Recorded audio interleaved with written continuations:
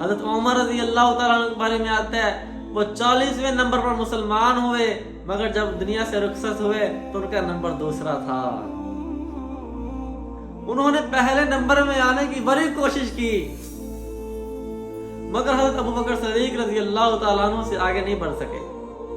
تو میرے بھائیوں، آج میں اور آپ اپنا حساب لگائیں۔ اس نے تیسری مرتبہ حضور صلی اللہ علیہ وسلم کی خدمت میں جا کر عرض کیا کہ ایک آدمی جہاد فی سبیل اللہ میں اس نیت سے جانا چاہتا ہے کہ اسے دنیا کا کچھ سامان مل جائے، حضور صلی اللہ علیہ وسلم نے فرمایا اسے کوئی اجر نہیں ملے گا۔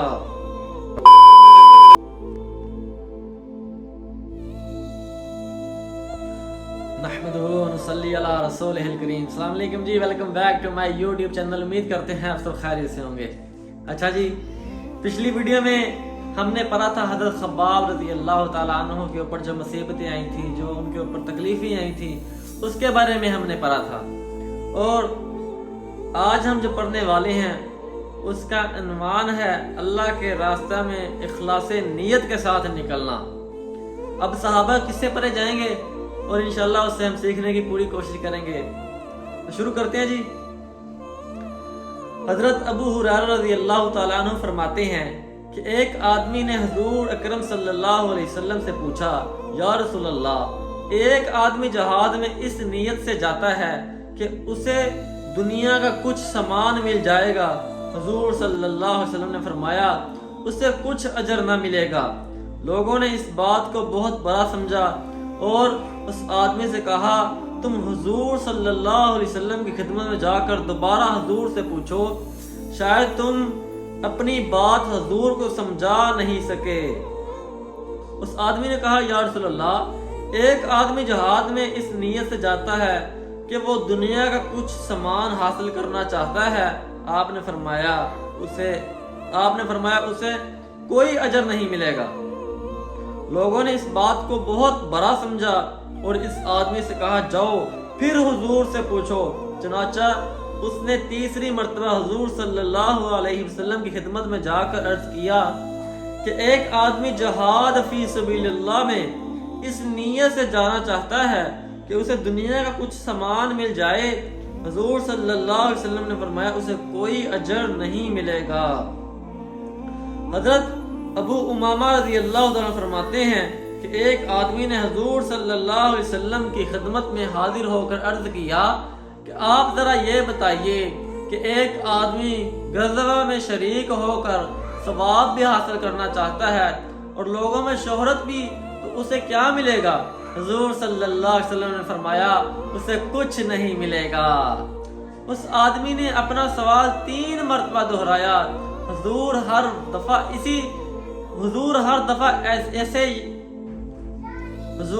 دفعہ اسے یہی جواب دیتے رہے کہ اسے کچھ نہیں ملے گا۔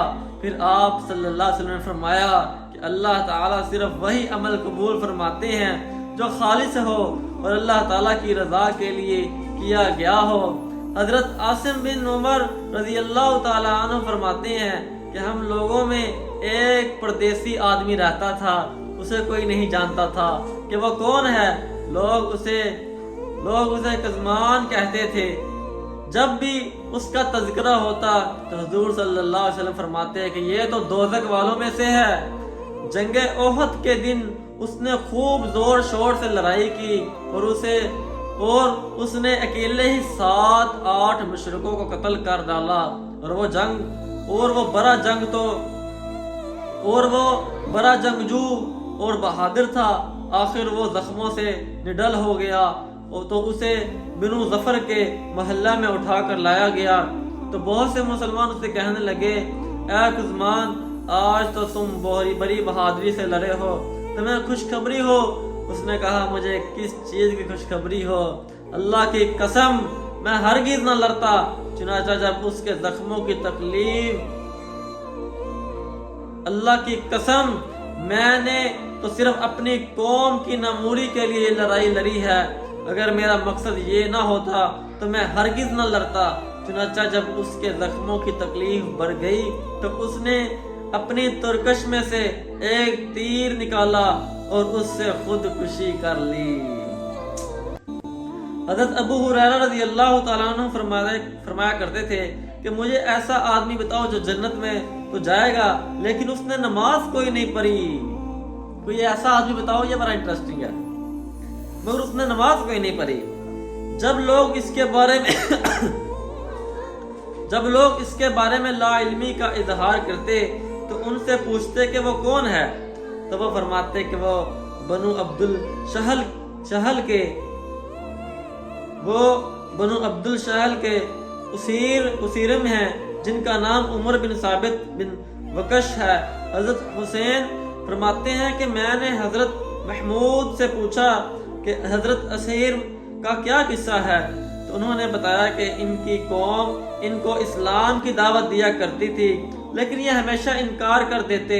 جنگ احد کے دن ایک دم ان کے دل میں اسلام لانے کا خیال پیدا ہوا اور وہ مسلمان ہو گئے اور اپنی تلوار لے کر چل پڑے اور ایک کنارے سے مجمع میں جا کر لڑائی شروع کر دی، یہاں تک کہ زخموں سے نڈر ہو کر گر پڑے.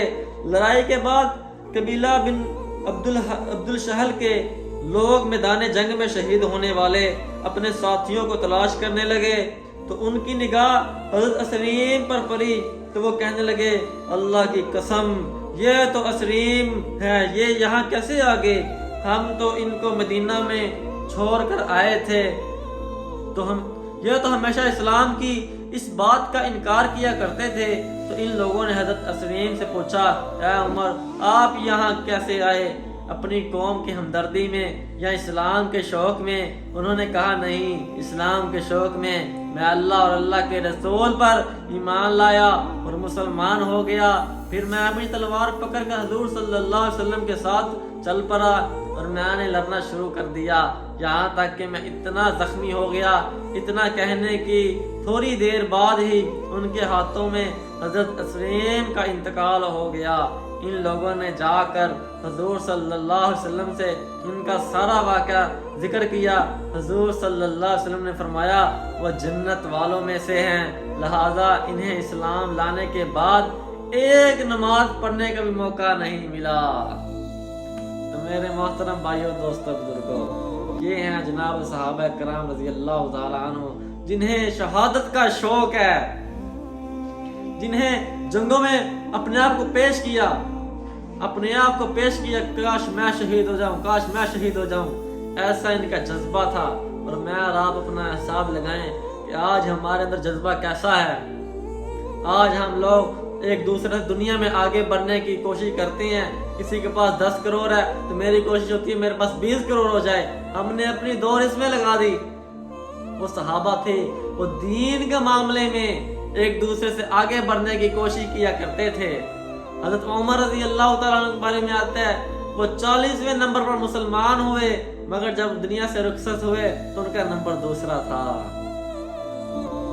انہوں نے پہلے نمبر میں آنے کی بڑی کوشش کی، مگر حضرت ابو بکر صدیق رضی اللہ تعالیٰ عنہ سے آگے نہیں بڑھ سکے. تو میرے بھائیوں، آج میں اور آپ اپنا حساب لگائیں کہ ہم لوگ کس کے دنیا کے لیے ایک دوسرے سے آگے نکل رہے ہیں کہ دین کے لیے. اور اس سے پہلے جو قصہ پڑا نیت کا، آج کل جو بڑا ہمارے معاشرے میں چل رہا ہے وہ یہ ہے کہ اگر میں نماز پڑھ لوں پھر میری نظر میں جس نے نماز نہیں پڑھی وہ حقیر بن جاتا ہے. ہمارے ادھر کے مولانا صاحب وہ فرماتے ہیں کہ میں نماز پڑھنے کے بعد کسی کو اگر میں نے ایک نظر سے دیکھ لیا، حقارت کی نظر سے دیکھ لیا، تو میری نماز کا بیڑا غرق ہو گیا، میری نماز میرے کسی کام نہیں آئے گی. تو میرے بھائیوں، آپ سے گزارش ہے جو کام کریں اللہ کے لیے کریں، اللہ کو دکھانے کے لیے کریں. دنیا دار کسی سے خوش نہیں ہوتا، اللہ خوش ہوتا ہے. اللہ کو دکھانے کے لیے کریں، اللہ سے مانگنا ہے انشاءاللہ. تو میری آپ کی اسی میں نجات ہے، اسی میں میرا اور آپ کا فائدہ ہے. تو مجھے امید ہے آپ میری بات پر ایگری کریں گے اور اس قصے سے آپ کو بہت کچھ چیزیں ایسی ہوں گی جو سیکھنے کو ملی ہوں گی. اگر ہماری ویڈیو اچھی لگی ہے تو چینل کو سبسکرائب کریں، بیل آئیکن کے بٹن کو پریس کریں تاکہ ہماری ہر نئی آنے والی ویڈیو آپ تک بر وقت پہنچتی رہے. تو ملتے ہیں آپ کے ساتھ اسی طرح کی ایک نئی ویڈیو میں، تب تک اللہ حافظ.